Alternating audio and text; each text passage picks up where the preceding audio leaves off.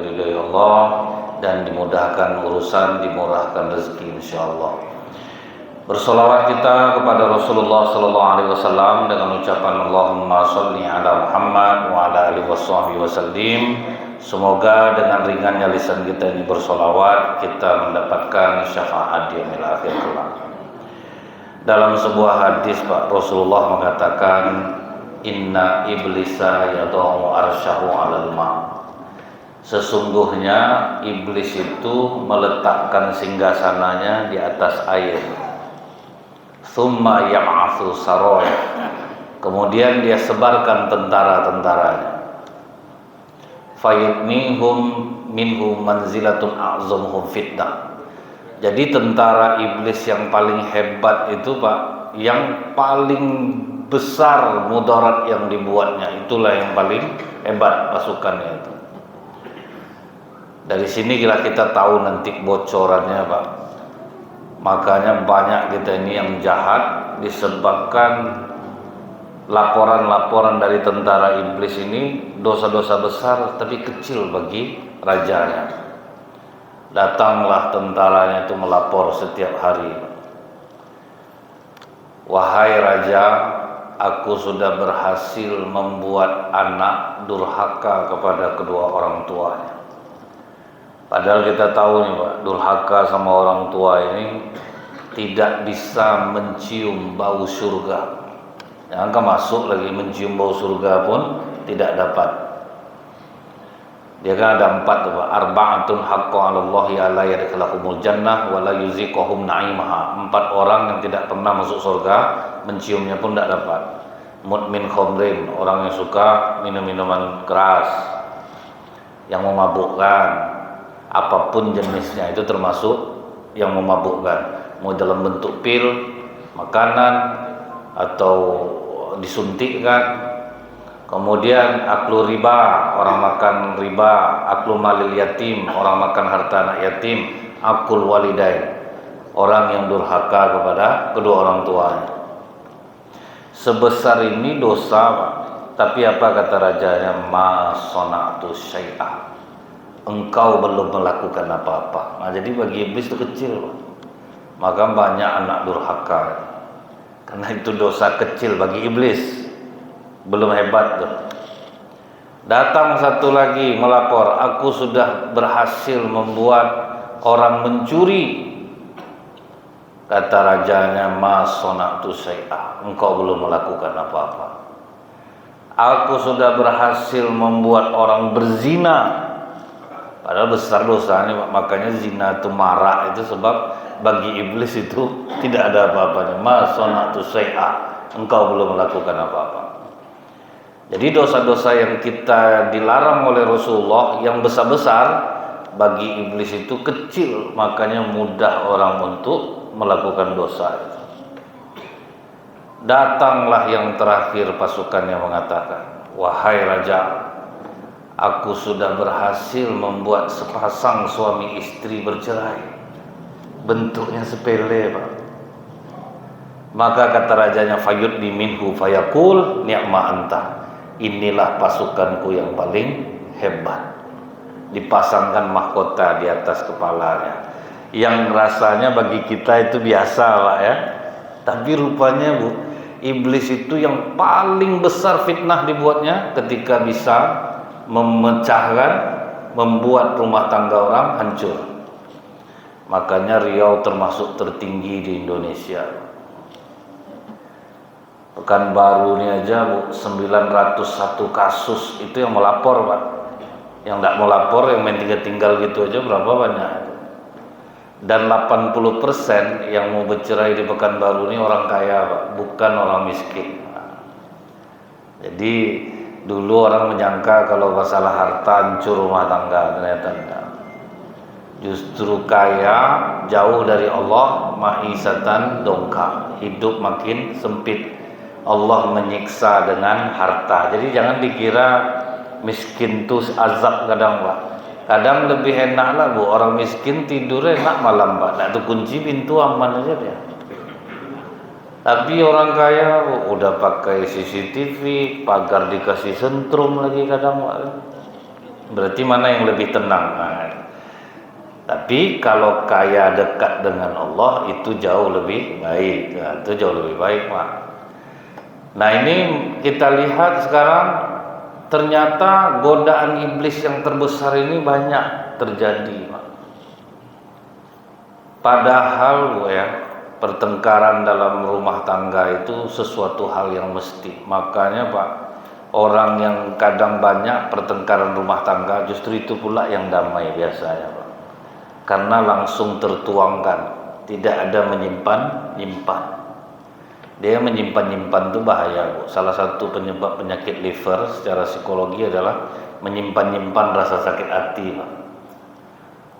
80% penyakit dari pikiran, 20% dari makanan. Jadi yang banyak menyumbang penyakit itu itulah pikiran. Kenapa bapak banyak sakit jantung? Pas pergi pesta mau makan daging dilarang sama ibu, itu yang jantung tuh naik dibuatnya. Dan mau ngambil rendang, Pak, kena marah. Jangan makan rendang tuh, sakit nanti. Cobalah Pak, kita sedang ingin ditahan, itu jantung tuh naik dibuatnya. Jadi bukan gara-gara makanan tuh, karena dilarang tuh kan tuh. Kita lihat Pak, rumah tangga Rasulullah SAW. Ini hadis yang pertama. Diriwayatkan dari Jabir, istri-istri Rasulullah itu Bu, pernah mendemo Rasulullah SAW, minta tambah uang belanja Pak. Nah, jadi jangan dikira tidak ada masalah ini di rumah tangga Rasulullah. Jadi jangan bapak terlalu bawa perasaan Pak, istri tidak sadar untung nih, ada Pak.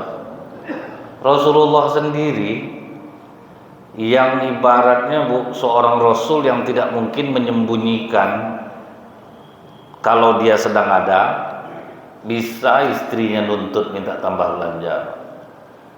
Kita aja satu udah pening kepala, ini 11 Pak, demo Bu, tapi tidak bawa spanduk Pak. Pokoknya isi tuntutannya itu minta tambah belanja karena merasa kekurangan. Pas mereka sedang jalan menuju ke tempat Rasulullah, nampak oleh Abu Bakar Siddiq. Aisyah ini. Ditanyanya ke orang, ada dengar-dengar mau ngapa orang ini ketemu Rasulullah? Orang itu mau minta tambah belanja. Langsung Abu Bakar lebih dulu sampai ke tempat Rasulullah, duduk di sebelah kanan Rasulullah. Tapi diam aja Abu Bakar nih. Nampaklah sama Umar, wah anak aku ikut rupanya nih.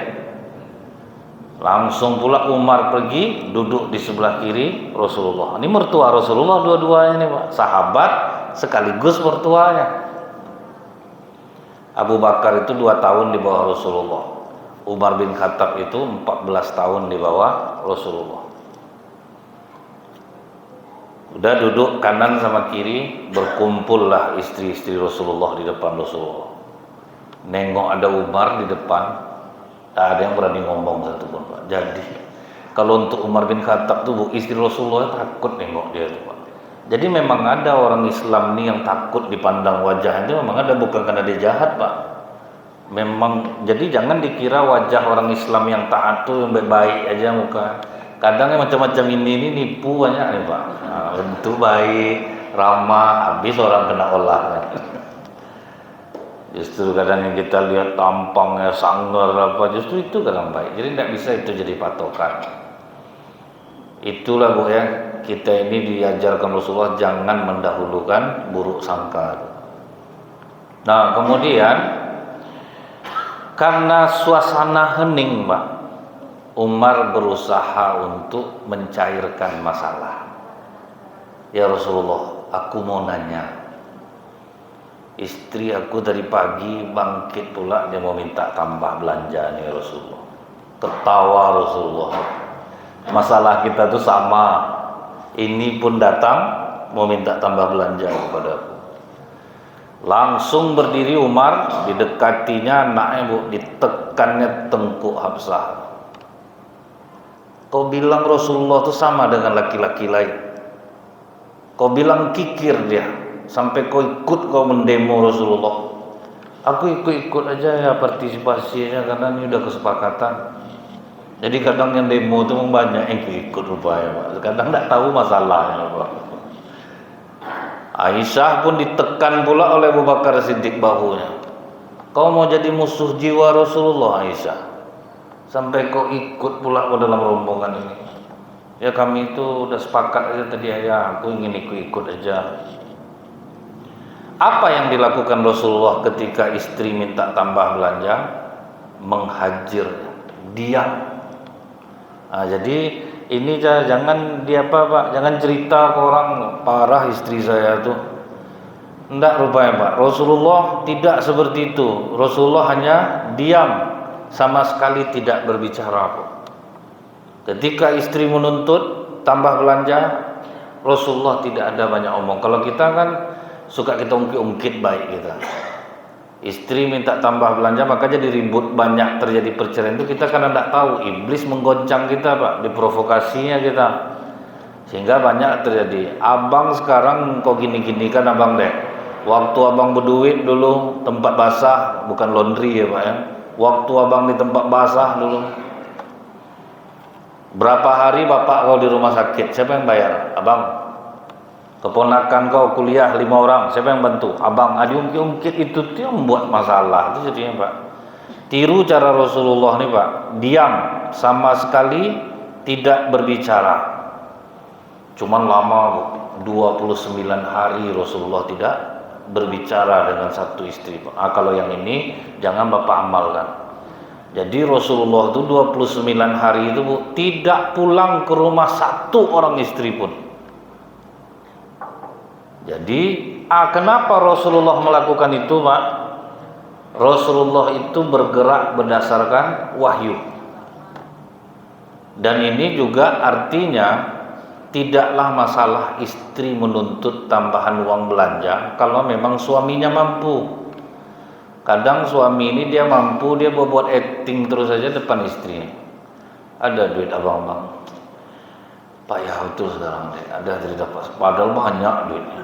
Betul 100 nih bang, syukurilah deh. Banyak orang susah. Aku nanya aja, betul 100 duit nih bang. Ya segitu nikmatilah. Abang kan tidak menuntut soal makan. Betul 100 duit abang, ya Allah deh, tidak ngerti kalau abang bilang. Kalau gitu alhamdulillah lah bang. Apa alhamdulillah? Aku dapat duit 5 juta di bawah sepatu abang. Dapat sama bang. Dapat. Uang apa tuh bang? Uang sial kata suami. Apa uang sial? Udah sejauh tuh aku sembunyikan, dapat juga. Itu maka uang sial namanya. Kan kita ini banyak acting-acting itu Pak. Makanya Rasulullah memberi waktu. Kalau suaminya memang agak-agak nakal, tidak salah istrinya minta tambah belanja. Tapi Rasulullah ini beda nih Pak. Ini bukan acting, memang tidak ada. Jadi Rasulullah menunggu keputusan Allah. 29 hari Rasulullah tidak pulang menunggu wahyu Pak. Jadi jangan dikira Rasulullah itu ada masalah tuh cepat selesainya. Tidak, berproses juga Pak. Apalagi macam kita nih Bu, berdoa minta cepat dikabulkan. Sementara kita tidak pernah tahu Pak, lambat pengabulan Allah itu karena Allah sayang sama kita kadang. Karena kita belum siap untuk dikabulkan saat itu. Manalah Allah mau menzolimi kita Bu. Kalau memang yang membahayakan kita tentu tidak dikasih sama Allah Pak. Di hari ke-30 setelah 29 hari, di hari ke-30 turunlah surat Al-Ahzab ayat 28. Apa kata Allah? Bismillahirrahmanirrahim. Ya ayuhan nabiyyu kulli azwajika in kuntunna turidnal hayatad dunya wa zinataha fata'alaina ummatti'kunna wa usarrihkunna sarahan jamila. Wahai Nabi, katakan kepada istri-istrimu, jika mereka meminta tambahan belanja dunia kepadamu dan perhiasannya, berikan.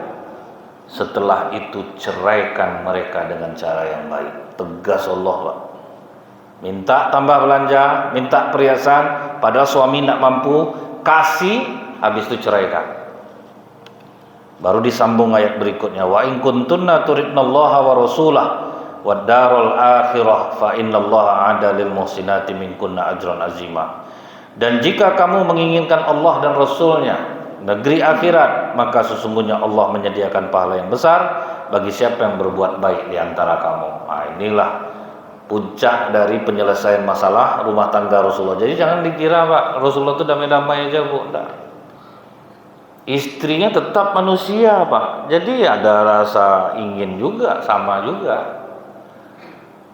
Setelah kedua ayat ini turun, istri yang pertama kali ditemui oleh Rasulullah adalah Aisyah. Aisyah berkenaan dengan permasalahan kita, kalian minta tambah belanja dunia kepadaku, Allah telah menurunkan keputusannya. Setelah kau mendengarkan ayat ini nanti, jangan buru-buru mengambil keputusan, silahkan diskusikan kepada kedua orang tuamu. Dibacakan Rasulullah lah kedua ayatnya, langsung nangis Aisyah. Aku memilih keridhaan Allah dan Rasulnya. Aku tidak akan berunding dengan orang tuaku. Aku memilih keridhaan Allah dan Rasulnya. Aku tidak akan minta tambah belanja lagi kepadamu ya Rasulullah.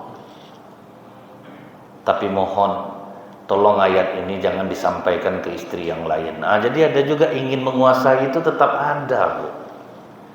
Apa jawaban Rasulullah? Aku ini diutus sebagai nabi dan guru bagi kalian. Ayat ini turun untuk kalian semuanya. Tegas Rasulullah Pak. Jadi Bu bayangkan sampai tidak pulang Rasulullah gara-gara istri minta tambah belanja. Jadi kalau istri minta tambah belanja sama bapak, jangan ribut Pak, diam aja lah. Jangan dijawab, tiru gaya Rasulullah. Tapi jangan yang tidak pulang tadi Pak. Janganlah bapak tidak pulang.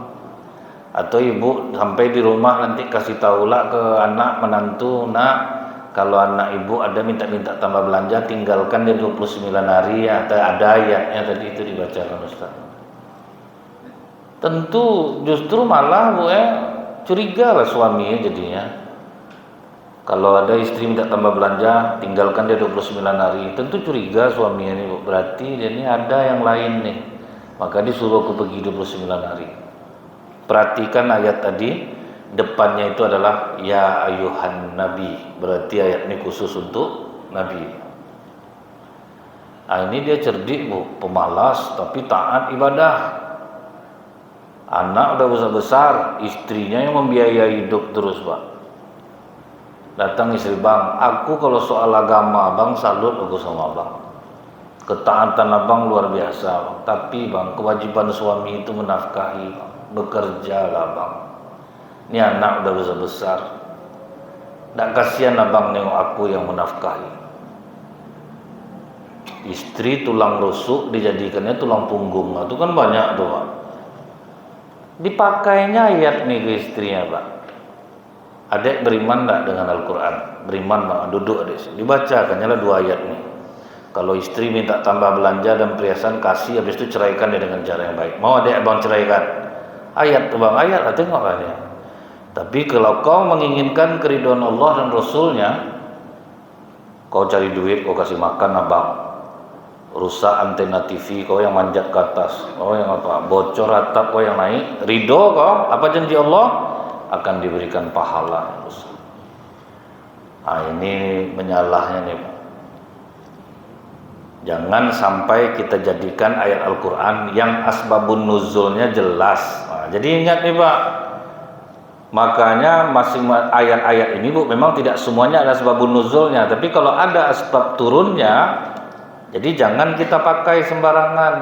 Jangan yang menguntungkan kita baru kita pakai Pak. Jadi ayat ini turun khusus untuk Nabi, tidak untuk umatnya. Jadi kalau Rasulullah, dia tidak kikir orangnya. Didesak oleh istri, Rasulullah tidak ngamuk, tapi diam. Jadi udah tahu kita tuh Pak ya, kalau misalnya karena Bapak udah pensiun, penghasilan agak kurang, agak ngomel istri Bapak, diam aja. Terima aja lah tuh. Karena saya sangka Bu ya, yang berkelahi-kelahi ini orang rumah tangga baru. Saya pernah mendamaikan nenek sama kakek-kakek berkelahi Pak. Macam anak ABG rupa berhantam nenek nih Bu. Saya di tengah, atuk tuh udah gigil tangannya Pak. Istrinya ngamuk-ngamuk sama dia. Jadi ternyata masalah rumah tangga ini mulai dari orang yang baru menikah sampai orang yang sudah tua pun, Pak. Karena udah tua ini kan agak-agak perajuk sedikit, Pak. Agak lama istri ngambil nasi sedikit, baru datang enak. Dah usah. Nggak, bawa situ. Kan agak-agak perajuk sedikit nih, Pak. Kalau perajuk tinggalkanlah, Bu. Banyaklah gayanya. Saya ingin Bapak tahu, Pak, Rasulullah itu seorang Rasul, Pak. Diamuk sama istri itu biasa, Bu. Siapalah kita ini kok tinggi betul ego kita ini, itu maksudnya tuh, Bu. Ini buktinya, Pak. Ini hadis sahih, asbabun nuzul turunnya surat Al-Ahzab, surat ke-33 ayat 28-29, itu berkenaan istri-istri Rasulullah minta tambah belanja dan Rasulullah diam. Ini hadis yang pertama, Pak. Kemudian permasalahan yang kedua di rumah tangga Rasulullah. Nah, ini hadis yang berikutnya nih, Pak. Waktu bepergian Rasulullah ini mengundi 2 istri. Jadi istri itu semua diundi, 2 orang yang akan ikut dalam rombongan. Jadi diundilah, keluarlah nama Zainab binti Jas sama Saifiyah binti Huyai. Istri Rasulullah keturunan yang Yahudi, Pak. Inilah Saifiyah binti Huyai. Datang orang yang sok-sok tahu lah, dibilangnya Rasulullah aja menikah sama orang Yahudi. Nah, sebenarnya Saifiyah itu dikasih pemahaman oleh Rasulullah selama di perjalanan. Kalau kau mau jadi istri aku, masuk Islam. Kalau memang tidak, kau akan diperlakukan dengan baik. Akhirnya dia pilih menjadi istri Rasulullah. Akhirnya dia masuk Islam. Ada tahu orang bilang istri Rasulullah aja orang Yahudi, betul keturunan Yahudi. Bapaknya ini jahat, akhirnya terbunuhlah bapaknya dalam pengumpulan Bani Quraizah. Sempat dia marah ke Rasulullah, di jalan itulah dijelaskan Rasulullah, bapak kau ini dikhianatinya perjanjian. Sampailah akhirnya dia faham. Sampai kata Saifiyah, awalnya tidak ada manusia yang paling kubenci selain dirimu Rasulullah. Tapi setelah bertemu denganmu, tidak ada lagi manusia yang lebih kucintai selain dirimu. Dan di antara istri Rasulullah, Bu, yang paling enak masakannya adalah Saifiyah. Dia paling pandai masak. Sama nasi-nasi goreng dijual orang ini, Bu, padahal bumbu itu aja, tapi tetap rasanya berbeda, Pak. Ada yang lebih, padahal itu aja bumbunya, Bu. Nah, karena onta Saifiyah ini sakit, bawaan alat-alat masak banyak. Zainab kebetulan punya 3 ekor onta. Berarti 2 yang tidak dipakai. Zainab nih, Pak, di antara istri Rasulullah dia termasuk bangsawan, Pak. Dia lumayan berduit. Zainab, bisa kasih 1 onta kau untuk Saifiyah dulu. Langsung naik emosi Zainab, Pak. Jadi sama aja, Pak, cemburu dia. Apa? Aku harus memberikan ontaku kepada perempuan Yahudi ini? Wah, bayangkan, Pak. Mendengar itu apakah Rasulullah ngamuk? Enggak, Pak. Tapi tidak mendatangi kediaman Zainab selama 3 bulan. Sebab apa? Menghina suku, Pak. Nah, itu paling marah Rasulullah tuh, karena menyebut kata-kata Yahudi. Tapi Rasulullah tidak ngamuk-ngamuk, Pak. Pokok Rasulullah itu serbanteng aja dia, Bu. Nah, ini yang harus kita contoh nih, Pak. Saya semenjak ngaji-ngaji masalah rumah tangga Rasulullah ini agak pembantah istri saya sekarang, Pak. Udah berani dulu, Pak. Dia saya ngaji dia ikutlah terus, Pak. Kan tuh tahu dia jadi, oh gitu. Paksa saya mengamalkan lagi, Pak. Ya pasti ada lah, Bu. Apalah tidak ada masalah. Dulu kan tahunya perempuan ini, Bu, tidak boleh melawan suami. Ternyata kalau kita pelajari rumah tangga Rasulullah, Pak, ngeri-ngeri juga perlawanannya, Pak. Ini contohnya, Bu, ya. Aku harus memberikan ontaku kepada orang Yahudi ini. Rasulullah diam, tidaklah membantah, Pak. Menurut Rasulullah cemburu itu hal yang wajar. Tapi Rasulullah mendidik Zainab, tidak datang ke rumah Zainab selama 3 bulan. Kenapa tadi, Pak? Menghina suku. Makanya kata Rasulullah, kebiasaan jahiliyah yang masih tetap tinggal di diri orang Islam ini adalah menikam nasab, bangga terhadap suku. Kadang kita hadir menjelang 2024 nih Bu ya, misal arisan kampung ini ada keponakan yang mau jadi anggota dewan, padahal macam mantu kelakuannya nih Pak. Kapan orang kampung kita mau naik lagi? Itu tidak peduli Pak, mau dia jahat, mau dia apa, pokoknya harus kita dukung orang kampung kita. Kan itu sebetulnya masih ada sifat jahiliyah tuh Pak. Karena saya terdengar orang sebelah berbisik, kelakuan macam mantu maju lah. Berarti kan macam mantu anaknya. Cuman karena dia orang kampung kita, suku kita, harus kita dukung. Nah ini yang masih ada di diri orang Islam yang tidak bisa ditinggalkan, menikam nasab. Ada lagi yang kadang berbahayanya tuh Bu, masing-masing suku membanggakan sukunya masing-masing. Misalnya siapa menantu Pak? Orang Melayu, yang orang Melayu lagi Pak, orang Melayu pemalas. Coba lah tanya Encik, nama Encik, cari angin katanya. Apa semua orang Melayu seperti itu? Kan tidak. Saya Bu, orang Melayu, lama di Pekanbaru, logat bercampurlah Padang dengan Pekanbaru. Saya sedang menebas lalang waktu di Rumbai. Pas sedang duduk, datang tetangga saya orang Jawa. Ustadz pasti orang Melayu. Apa gitu Pak? Orang Melayu ini kalau nebas lalang nengoknya ke belakang, udah banyak, duduk dia lagi. Oh iya pula, memang itu Pak. Tertangkap bahasa saya itu. Betul pula. Memang kalau orang Jawa macam mana Pak? Kalau kami nebas lalang nengok ke depan, masih banyak lagi nih. Jadi kami tidak duduk. Itu ya tertangkap basah. Itu memang betul kata dia tuh. Itu kan jadi pameo tuh Pak ya. Sering orang anggap itu menikam-nikam suku orang lain ini. Orang mana menentu, orang Minang, jangan orang Minang lagi Pak. Tukurung mau di luar, terimpit mau di atas. Apa semua orang Minang macam itu? Yang jahat tuh Pak, di mana suku aja, yang jahat tuh jahat Pak. Yang baik tuh baik. Jadi tidak bisa kita nilai orang seperti itu. Nah ini yang membuat Rasulullah menghukum Zainab sampai Zainab minta maaf atas kekhilafannya itu karena menghina suku. Jadi bukan minta maafnya ke Rasulullah, pergi ke rumah Saifiyah minta maaf dengan Saifiyah. Nah itu kan lumayan berat masalahnya Bu ya. Jadi jangan sampai bertengkar rumah tangga itu, apa yang menjadi pertengkaran itu aja bahas, jangan kemana-mana. Kadang yang membuat hancur tuh Pak, bertengkar tuh kemana-mana Bu.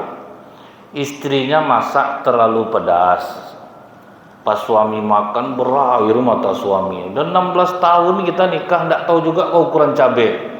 Memang Minang kau nih. Bang, tutup mulut abang Bang. Janganlah masih singgung suku aku. Udah beruntung kami ini mau kawin sama orang Melayu. Orang Melayu ini pemalas tau Bang.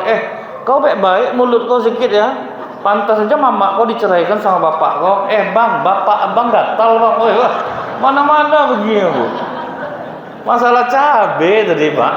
Sampai ke bawah bapak, sampai semua. Inilah yang menyebabkan hancur tuh Pak. Istri bangunkan anak sekolah pagi. Bangun kamu cepat, kamu belum sholat, mau sekolah lagi, nanti susah ngantar, sekolah jauh. Nggak juga bangun, sama bapak ini, itu terbangunlah. Ngapalah aku yang kena, karena abang nih ada kepala mana begini Pak.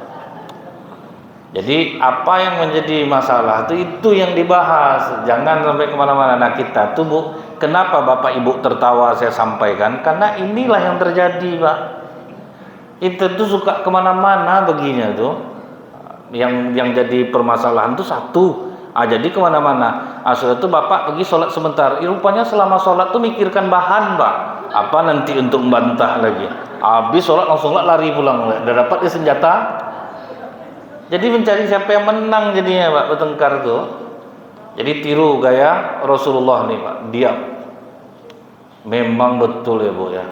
Diam itu emas itu betul tuh Pak. Kalau nilai pembicaraan kita perak, diam kita emas.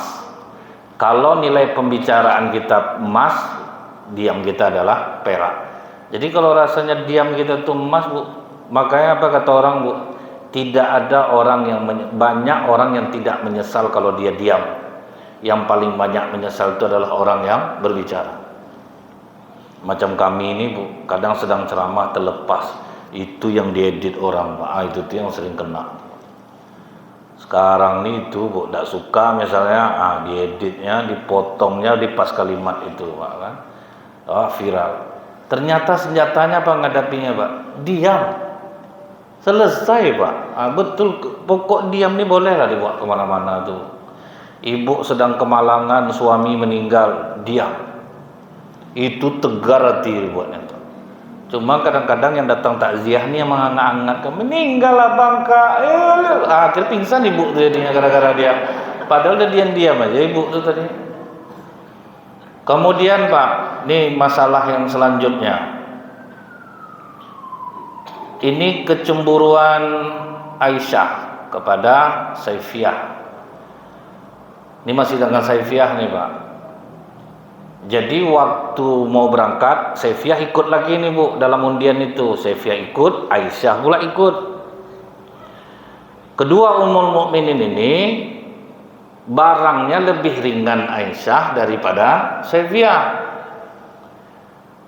Karena Aisyah tidak banyak bawaannya, sementara Saifiyah kan banyak bawa alat masak nih Pak. Dia karena pintar masak. Maka kata Rasulullah, Aisyah boleh tidak dipindah barang-barang Saifiyah, taruh konta kau yang kuat, kemudian barang-barang kau pindahkan ke onta Saifiyah, karena lambat nanti perjalanan ontanya lemah. Kemudian kata Aisyah kepada Rasulullah, hebat betul rupanya Rasulullah. Hebat Saifiyah ini bisa mengalahkan kami ini. Kau ini Rasul atau bukan? Bayangkan Mbak, rasa kecemburuan sampai itu Bu terucap. Kau ini Rasul atau bukan? Kalau memang Rasul kau berarti Tuhan kau ikut kata kau aja ya. Bayangkan Pak. Apakah Rasulullah ngamuk waktu itu? Datang Abu Bakar Siddiq mau ditamparnya Aisyah Pak. Mulut kau Aisyah, itulah kira-kira Pak. Ditahan oleh Rasulullah. Kalau perempuan sedang cemburu, dia tidak bisa membedakan mana bawah lembah, mana atas lembah. Dimaklumi oleh Rasulullah. Coba bapak kena gitu kan depan orang ramai Pak, kurang ajar. Udah berapa kali dia Pak? Tengok. Jadi tidak usah Pak, Rasulullah aja digitukan di depan orang ramai loh Pak. Kau di Rasul atau bukan? Kau ini utusan Tuhan kan? Sampai berkali-kali Bu. Kalau memang kau utusan Allah, berarti Allah hanya ngikut kemauan kau aja. Sampai gitu loh Bu. Bagi Rasulullah itu biasa Pak. Abu Bakar yang emosi nengok anaknya seperti itu. Maka kata Rasulullah, biasa. Perempuan kalau cemburu dia tidak bisa membedakan mana lembah di atas, mana yang di bawah. Siapa betul kita Pak sampai malu pula dia amuk sama istri. Jadi Bu, jangan mau malu lagi Bu. Di mana amuk aja lah Bu. Itu kita mau mencontoh Pak, diam. Karena selama ini apa Bu, banyak orang yang ego, pantang dibantah, tidak bisa dilawan. Istri itu harus nurut, tidak juga. Jadi sampai orang dulu bilang Pak, waduh kok baru kami dengar hadis ini. Itulah Pak, kalau kita mengkaji sirah nih Bu, tahu kita banyak redam jiwa kita laki-laki ini dibuatnya Bu. Jadi enjoy ya deh Pak. Dulu Umar bin Khattab itu Bu paling ditakuti oleh istrinya. Tahu-tahu pas Umar marah ngamuk istrinya Pak. Terkejut dia. Hebat kau sekarang, berani kau melawan aku. Anak kau istri Rasulullah enggak? Iya, aku pergi tanya sama dia. Melawan dia enggak ke Rasulullah. Langsung cemas Umar Bu. Ini gawat nih, sempat dimurkai Allah, anak aku nanti gimana nih. Datang Umar ke rumah Hafsah, kalian ada melawan sama Rasulullah? Kadang kami biarkan tidur di luar dia ya. Sejak itulah Bu, waktu Umar jadi khalifah, ada sahabat yang kena amuk sama istrinya. Dibilangnya sama istrinya Pak, awas kau, aku kadukan kau ke Khalifah Umar. Ngadulah kata istrinya. Tambah emosi lah dia Bu. Pas sampai dia depan rumah Umar bin Khattab, terdengar dia Umar sedang kena amuk sama istrinya Pak, dan tidak menjawab sama sekali. Percuma aku ngadu nih, sama aja nih. Pas dia mau pergi, Umar buka pintu. Ngapa kau? Maaf Khalifah, rencana tadi mau ngadu. aku dilawan sama istri aku. Pas sampai sini terdengarlah kau sedang kena marah lah sama istri kau dan kau diam aja. Biasa tuh kan. Umar aja bisa nganggap biasa. Istri kita tuh capek, banyak yang dipikirkannya. Jadi santai aja Pak. Udah tuh Pak ya, udah kuat Bapak sekarang Pak ya. Balik lah nanti Pak, yang nak dapat duit balik aja lah pulang. Diam aja Pak, jangan menjawab. Dan kadang-kadang kita udah seharian keluar gitu, duit nggak ada, malu mau pulang, dan pulang aja Pak, diam ya. Kena marah lah. Nah kemudian Pak, waktu bertengkar lagi nih dengan Aisyah, dimintalah Abu Bakar untuk menengahinya. Jadi ini bertengkar lagi nih Pak, di kali yang lain bertengkar lagi. Rasulullah walaupun seorang Rasul Bu, dia tetap membutuhkan orang untuk menyelesaikan masalah rumah tangganya. Waktu itu dimintanya lah Abu Bakar Siddiq, mertuanya. Duduklah Abu Bakar, Rasulullah, Aisyah. Kemudian kata Abu Bakar, kira-kira siapa yang hendak menyampaikan duluan? Datang Aisyah, engkau saja ya Rasulullah, tolong sampaikan yang benar, jangan bohong. Itu refleks ditampar Abu Bakar Siddiq Pak, berdarah mulut Aisyah. Karena apa? Mengatakan Rasulullah sampaikan, tapi jangan yang bohong-bohong. Itu yang membuat Abu Bakar tersinggung, tamparnya. Lari Aisyah ke belakang punggung Rasulullah, diselamatkan oleh Rasulullah. Aku tidak menghendaki perdamaian yang seperti ini Abu Bakar. Aku tidak menghendakinya. Tersinggung betul Rasulullah Pak. Bibir istri yang kena tampar. Pergi dia ke belakang. Laki-laki seperti apa aku menurut kau Aisyah? Sekalipun kau sedang marah dengan aku, tidak akan kubiarkan orang menyakiti diri, termasuk ayahmu sendiri. Itu romantisnya Rasulullah Pak. Sempat kita tuh Pak, mertua bapak dibelanya, bapak tampar lari istri ke belakang. Matilah kau. Kau lawan juga lah Bang. Bapak kau udah jelas sayang sama aku, ngapa kau sembunyi belakangnya? Rasulullah dilindungi ya Pak, walaupun sedang bertengkar Bu. Jadi ini luar biasanya Rasulullah SAW. Mudah-mudahan lain waktu akan kita sambung kembali. Subhanakallahumma bihamdika asyhadu an la ilaha illa anta astaghfiruka wa atubu ilaik. Assalamualaikum warahmatullahi wabarakatuh.